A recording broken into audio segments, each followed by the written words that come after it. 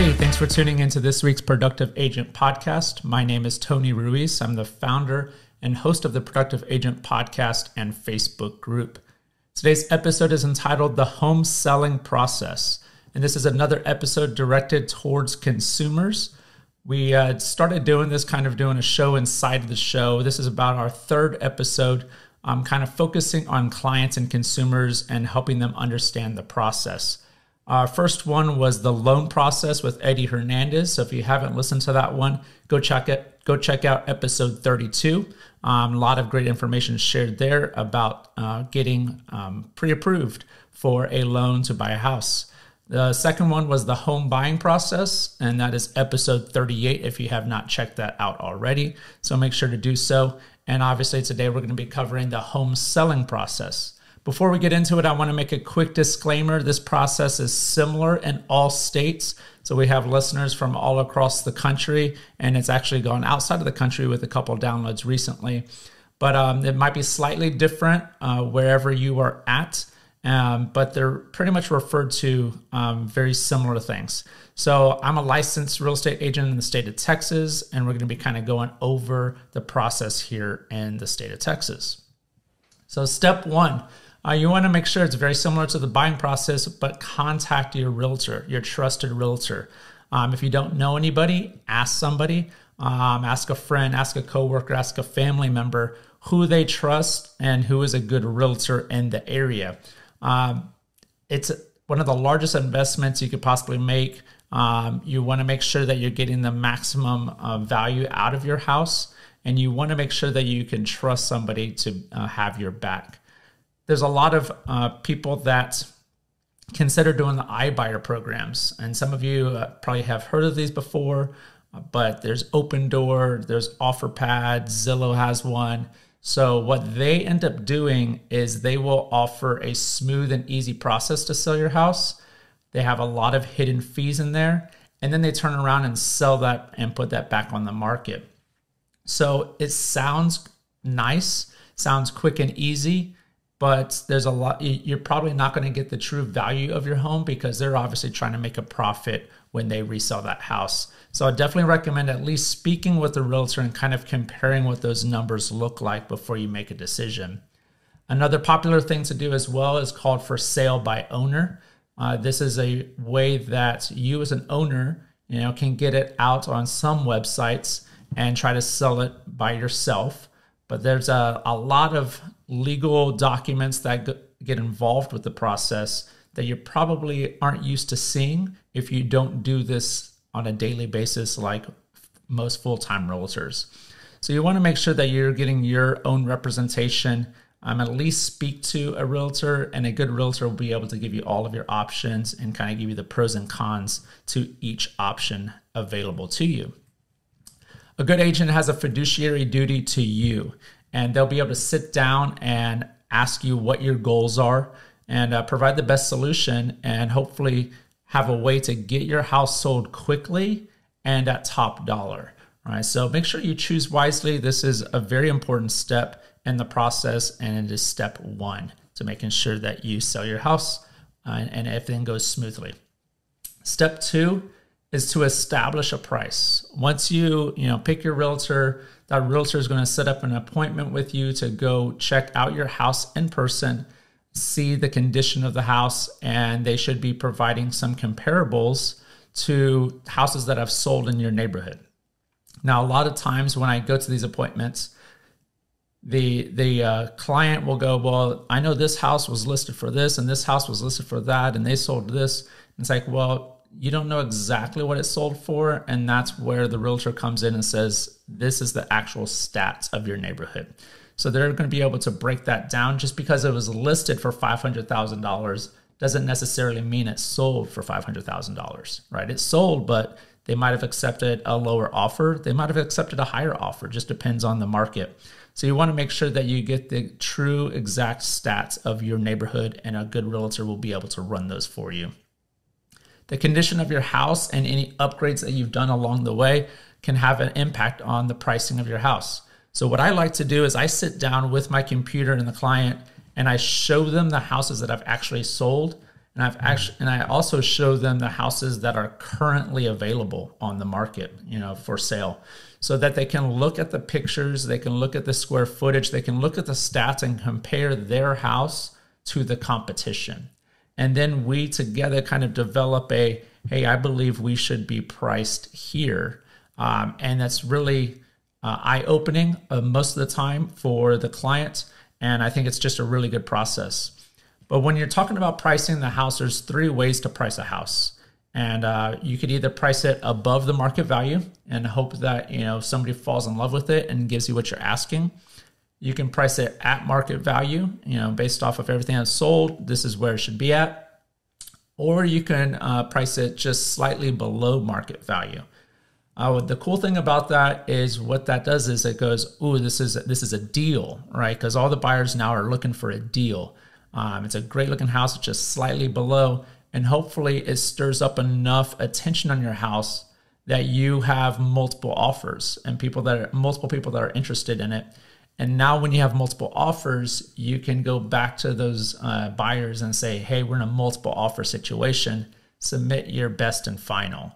All right. So sometimes, even though they submitted an offer, they'll go back and revise that and bump up their offer, their numbers, all right, to give you even a better value of pricing. So there's some strategy to that. Definitely talk to your realtor, and they should be able to kind of talk you through that.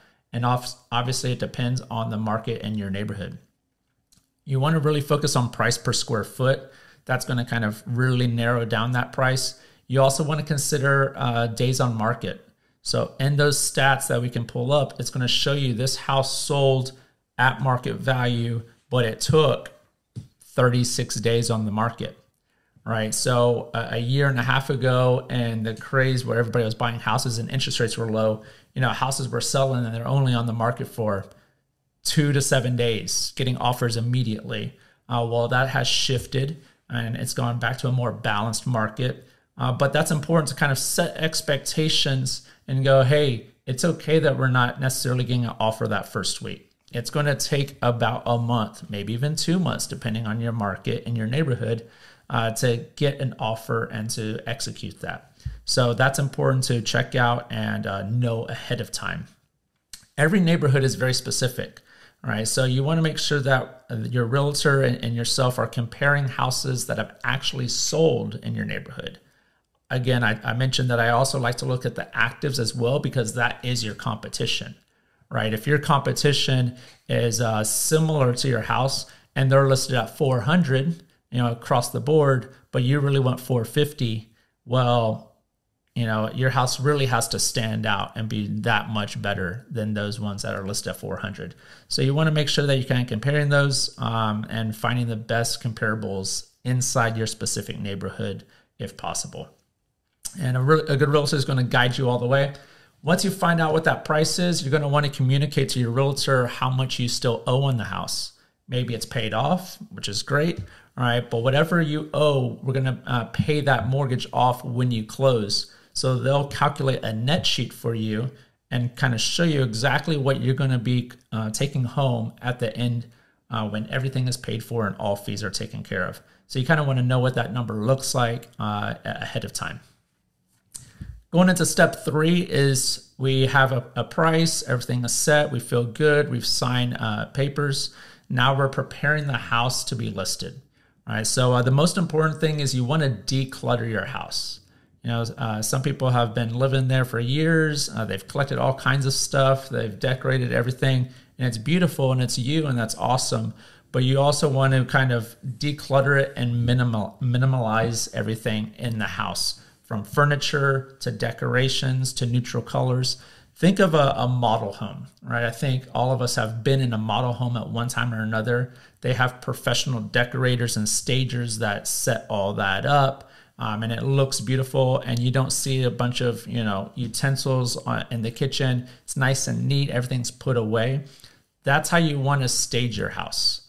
Right? It doesn't necessarily mean we have to bring in a stager and get rid of your stuff. We can use your stuff. We just need to make sure it's minimal out and it looks nice and clean, decluttered. So make sure that it's welcoming, and anything that you can touch up or maybe even hire a handyman to come in and go, hey, I want you to paint this room. We painted this room pink for my daughter, but maybe we should go with a more neutral color. Your realtor is going to be able to guide you on all of those things. Don't necessarily jump into these projects without consulting your realtor and seeing what their opinion is. It all depends on the market, and is it something that you really want to spend a whole bunch of money and not necessarily get back. But do the little things, clean up, get rid of the dirt, the little things that, like, do a deep clean if you can yourself, or hire somebody to do that for you. That really goes a long way. First impressions matter a lot. It's kind of like preparing for your first date with somebody. You want to make sure you present yourself really, really well. Curb appeal goes a long ways as well. So you want to make sure that you're freshening up your yard, your grass is cut. Maybe you put in some fresh mulch that really pops. Maybe you put in some flowers in your flower bed that makes it pop. So you want to make sure as they pull up to the house, they're like, ooh, this is a nice looking house. I'm looking forward to seeing what the inside looks like. This is one of my pet peeves, but when I'm showing houses, odors are a huge turnoff for me. And it's a distraction more than anything. So if you have pets, or you have, if you cook a lot or things like that, you kind of want to freshen up the room as best as possible. Air fresheners help, but make sure that they're not overbearing. They're pleasant. So I've experienced it at both ends, right? We walk in like, ooh, what's that smell? Can't get it out of your nose. It's kind of annoying, and it's just a turn off to the entire process of seeing the house. You definitely don't want to have that, all right, as your buyers come in and take a look at your house. But you don't want it to be so overbearing that's like, oh my God, that scent is so strong. So find just kind of a neutral scent, and make sure that it's smelling nice and clean. Again, your realtor should be able to point this out to you if it's an issue that they see. Some of the issues that are in your head, they're just in your head because you're so close to your personal house. But ask your realtor. Ask your realtor, like, hey, do you think there's a smell here? Do you think that this is a concern? A good realtor should be able to point all these things out to you. So when we're setting all this up, we're really setting it up for pictures, because before we hit and go live, we are going to be taking professional photography. So everybody looks at houses online first before they actually go walk the house. Right, so we want to make sure a good realtor will hire a professional photographer, maybe even a videographer, to do some walkthrough videos. You would be blown away at how many terrible pictures are online of houses being sold. All right, and that's just, in my opinion, lazy realtors that don't want to spend a little bit of money to hire somebody to professionally do those photos. But man, that's a huge presentation. Again, that's your first impression. Before. So you want to make sure that when the photographer is coming, say on Tuesday. You want to make sure that weekend before you clean, fix everything, and make sure that it's ready to go and it's in pristine condition as best as it can be for those pictures, because that's going to be the first impression. So presentation is key. Some documentation that you're going to have to fill out as we get ready to list is the seller's disclosure and providing a survey if you still have it. So the seller's disclosure is about a 6-page document that says, yes, it has air conditioning. Yes, it has cable TV. It has a yes and no kind of checklist. Pretty simple, but then it also talks about, are there any issues with the house? Right, and you're supposed to fill that out to the best of your knowledge. Yes, we had the roof replaced, and it was replaced in 2019. Hey, we had a leak in the master bathroom that was repaired. So you have to disclose any issues that might have come up. Yes, we've had foundation. Here is the foundation warranty, all those types of things. So your realtor will be able to walk you through that. And then when you bought the house, you should have been provided a survey to the property lines, where the house sits and all that. Now, if you've added things to the property, say like a she shed or a covered patio or something like that, and it's not documented on the survey, the title company may ask you to get a new survey. All right, but if you haven't really done any of that, you will want to run that by your realtor and the title company and say, hey, is this survey good? Sometimes I've seen where they just draw in like a covered patio and they're still good and they sign off on the survey being clear, right? But those are things that you want to prepare for. If you don't have a survey, if you can't find it in your paperwork, it's going to cost either you or the buyer might pay for it about $500 or so. So you want to kind of dig through your paperwork and find that. Step number 4, moving along. We're ready to go. The house looks great. We are going live and it is officially listed on the MLS. And we are going to set up showings. So your realtor will be able to set up expectations for showings. If you're going to continue to live in the house while it's being listed and you're selling it, then you're probably going to set up an appointment required showing, pretty much saying, hey, I need at least an hour heads up before I have to step out for a showing. If you are moving on and the house is going to be vacant, I recommend doing a go and show. And what that means is pretty much they can book it and walk in immediately whenever they want to. And that's convenient for the realtor and the buyer, but it's not necessary. It's perfectly okay and acceptable for you to be continuing to live in the house, and then you'll just step out for the showings. And of course, you can approve those or decline those depending on your schedule and depending what's going on with your day. So your realtor will help you with all of that. Make sure that in the process, when your house is listed, keep it nice and tidy. All right, I know that you might still be living in it, but you want to kind of make sure it's nice and clean because you never know when that next showing is going to pop up. And you want to try to accept all of them if you can. You don't want to get in the habit of declining, oh, it's not ready or whatever it is. So just kind of keep it nice and clean as you go throughout the process. If you do step out, I've noticed this. Sometimes it's really nice, but when you step out, leave the lights on. You might want to consider doing that so that it just kind of creates a welcoming feeling as the buyer steps in. Sometimes I hear like playing some nice background music, and it just kind of feels good as you walk into the house. The lights are on, everything's looking great. It's not dark and gloomy. So something to consider.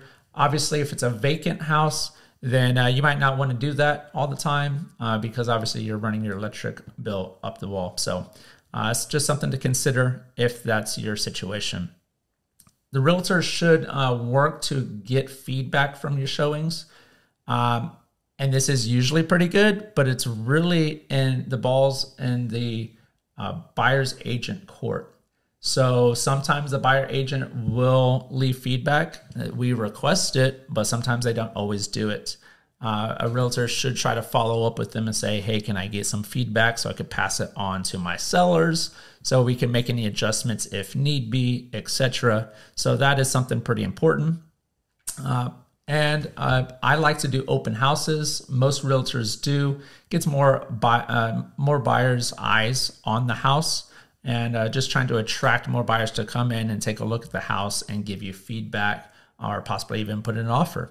So open houses is a good thing. You want to ask your realtor if they are planning on doing open houses to get more eyeballs on your property. Signage is very important. Your agent's marketing plan is important. A marketing plan looks like, what kind of signage do you have going on? What kind of social media presence do you have? Are you going to be taking videos and pictures and putting them on Facebook, Instagram, TikTok, YouTube, LinkedIn, all of the above? What kind of emails are you going to be sending out, marketing and getting more eyeballs on this? Who are you going to be calling? A lot of agents will call the other agents that have sold houses in that neighborhood and, say, hey, do you have any buyers? If you had a buyer here, you might have another buyer looking in the same area. Online ads, just trying to maximize the exposure in every single way. So you want to ask your agent, what kind of marketing plan do you have to get this house in front of as many eyes as possible? So moving on to step 5 is accepting an offer. Everything's gone well, been on the market maybe 2 weeks, you got an offer, and let's just say it's full price. Everything's looking good. Here's the things that your realtor are going to go over with you in the offer and kind of explain if it's a good offer, if it's something that you want to consider. Ultimately, it's your decision, right? Your realtor shouldn't say, hey, you should take this offer. Right now, you might ask them their opinion, but these are the things that they're going to be going over. Obviously, the first one up is price.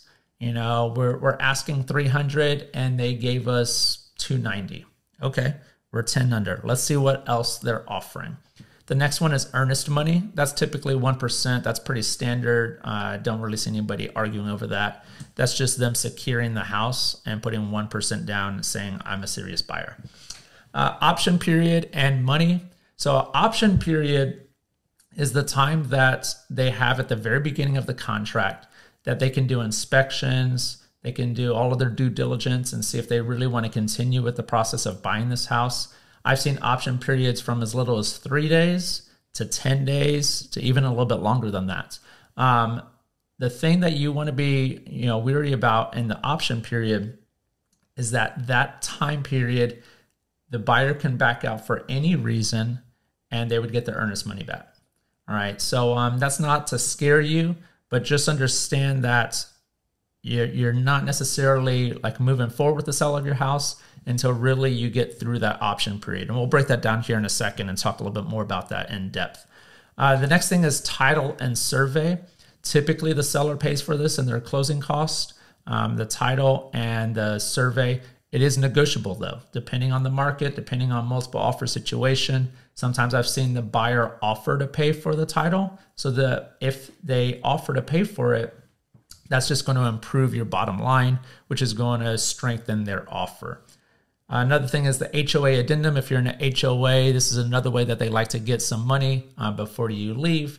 But you'll have to order some HOA documents. The title company will take care of that. There's usually a fee anywhere from $200 to $500 to $600 to order those documents and have them delivered to the new buyer. That's negotiable. Usually the seller pays for it. Home warranty is another thing that can be requested. And that's usually if it's a pre-owned home and you've been living there. Usually the seller will give a 1-year home warranty, somewhere in the range of could be $400 to $600. And that the seller would pay for that out of their closing costs, obviously affecting the bottom line in the net sheet. Closing date, usually it's typically 30 days. Or it could be a cash deal. A cash deal can close in as little as 10 days. So you'll kind of know when your approximate closing date is, and that could be moved up if need be, or moved back if need be. But you'll get a general idea of when you will be selling the house and collecting a check. Seller contributions is in paragraph 12A. This is if the buyer needs any help with closing costs. Right, especially if it's a situation where it's a first-time homeowner, maybe they don't have all of the cash saved up for their down payment and closing cost. They might put a figure in here and ask for some help there. But let's just use this for instance. They offer $300,000, but they're asking for $5,000 in seller contributions. Well, really that offer is $295,000. If there's a number there, it kind of weakens the offer and affects your bottom line. So the strongest offer would be a blank there. So you're getting, the original 300 that they're offering. Of course, all of this is going to be accompanied with a pre-qual letter from a reputable lender. And of course, your realtor is going to help with that, or proof of funds if it's a cash deal. So if they say, hey, we're paying cash, your realtor should ask them like, hey, I need to see proof of funds. I need to see a bank statement with the appropriate amount of money. Third-party addendum, if they're financing the house, that'll be filled out. An appraisal addendum, if it's a conventional loan that you're accepting, they will have to order an appraisal, and we'll get to that here in a little bit. We already talked about the HOA addendum. If your house is older than 1978, you're going to have to provide a lead-based paint addendum. And if there's anything that they are requesting, such as a fridge to stay or a washer dryer or something like that, there's a non-realty addendum that might be attached. So there's a decent amount of things that you want to discuss and decide how you want to handle. And this is why it's important to work with a realtor, because they can walk you through each one and give you their recommendation and guide you through the process. Step 6, we're under contract. We've negotiated all those things. We've agreed to the terms. Maybe they submitted an offer and you countered, all right, and they countered again and y'all agreed to terms. We're good to go. Maybe they submitted a great offer and you're like, yeah, this sounds awesome. Where do I sign? Right? So you're under contract officially, and now your option period has begun. What to expect in this is the inspection is going to be scheduled on their side, the buyer's side. But just understand that you're probably going to get some repair requests after that. So unless your house is pretty new and it's in great shape, everything's working well, it's very possible, and almost every time there's an inspection done, it's usually followed with some kind of a repair request. Of course, that's negotiable. They might say, hey, I need you to fix 20 things here. And you go, we'll fix 10 of them. All right. Or you can negotiate and say, hey, we don't have time to fix any of that. We'll just reduce the price or the seller contributions by X amount. So again, it goes kind of back and forth between agents. That's important that you have an agent again, so that they can kind of go, yeah, this is reasonable that they're asking for, or this is unreasonable, and you agree to negotiate and hopefully come to an agreement to move forward out of the option period. If you can't, they can say, well, you know what, we don't want to buy this house anymore, and they can back out. And then you go back on market and look for your next buyer. So that's something to consider, and your agent will guide you in that process. Once you're through the option period, you've agreed to terms, you're good to go, you've signed amendments on repair requests. Now we're in escrow. So the buyer is focused on making sure that they're providing information to the lender and making sure that the loan is going smoothly and getting all that situated. During that time, the lender is going to order an appraisal. So that appraisal is going to come out, it's third party, separate, and they're going to say, yes, this house is valued correctly, or no, it's not. All right, so let's just say that the appraisal came up short by $20,000. All right, well, bottom line is that lender is not going to give you the full offer price if it's valued $20,000 less. So there's several different options. Does the buyer have $20,000 to make up the difference? Not usually. So now we have to go back to the negotiation table. And we go, okay, well, do they have $10,000? And then the seller can lower the price by $10,000 and kind of meet in the middle. Just depends. And again, this is where, a good experienced realtor is going to be able to talk you through all these things. So as far as the seller, if you agree to any repairs in this process, you have from the time the option period is done till closing to take care of those repairs. So you want to document that you took care of those repairs. You want to provide receipts, pictures, and go, here it is, it's fixed. And then your agent will pass that on to the buyer's agent, etc. Start packing, start cleaning, getting ready for the move. That's kind of your process in the time.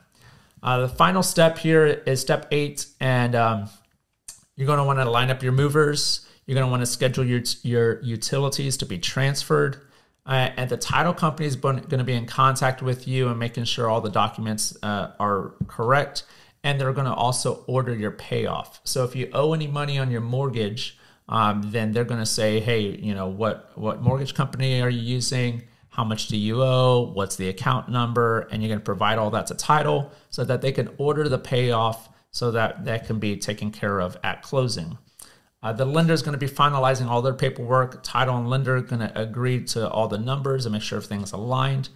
When it comes to closing day, you're going to show up with a valid ID, and you're going to make sure that you bring all keys to the house, maybe mailbox keys if you have them, garage door openers, anything that kind of belongs to the house. You'll bring that to title and leave there for the new buyer. Both parties will sign. And after that's done, then the title company will request funding from the lender. Once the funding is approved from the lender and funds are there, the keys are turned over to the buyer and your money is sent to you however you want it, in a wire transfer, or you can pick up a check and you get your proceeds from the sale of your house. And there you have it. Congratulations, you've sold your house. So, usually this is a great day. It's an exciting day. There's different ups and downs on that. It's a emotional day, sentimental day. But that's the home selling process. And it is quite a bit, as you can see. I'm sure there's some things in here that you're going, I didn't quite understand that. Again, that's why you should contact a realtor. Maybe you don't end up working with that realtor, but at least you kind of know the process. So it's important to start that conversation. They're going to walk you through every step of the way. It can seem overwhelming, but they have your best interest in mind. They should make sure you choose a good realtor, right? That's going to take care of you. So call your realtor, start planning, saying, hey, I'm considering selling my house. You know, how much our house is selling for in my neighborhood. That's a great introduction to start the process and line up a meeting. And I promise you're not bothering them. If this is a thought in your head, you don't want to just go to Zillow and, you know, what our house is selling for. That's not the most accurate thing. You're going to want to contact a realtor to run those accurate numbers for you. So guys, I hope you enjoyed the show. A lot of information shared. I hope you got something out of it. If you're looking to sell and you don't have a realtor, I work the San Antonio area. If you're not in the San Antonio area, I can refer you to awesome agents across the country and across the world. I'd be happy to help you if you're here in the San Antonio area. You can call or text me anytime. My number is 210-332-3467. You could also send me an email at tony.ruiz@exprealty.com. Feel free to send me a message on Facebook, Instagram, TikTok, or YouTube, and share the show with a friend. Maybe you're not interested in selling your house, but you know somebody that is. Maybe a friend or family member that's thinking about making a move. Share the show. Let them know about the information. Please leave us a review. Give us a rating. That would really help us grow the show and help others like you. And follow us on Instagram, TikTok, and YouTube. And we thank you for joining us today. Now let's get out there and go sell your house.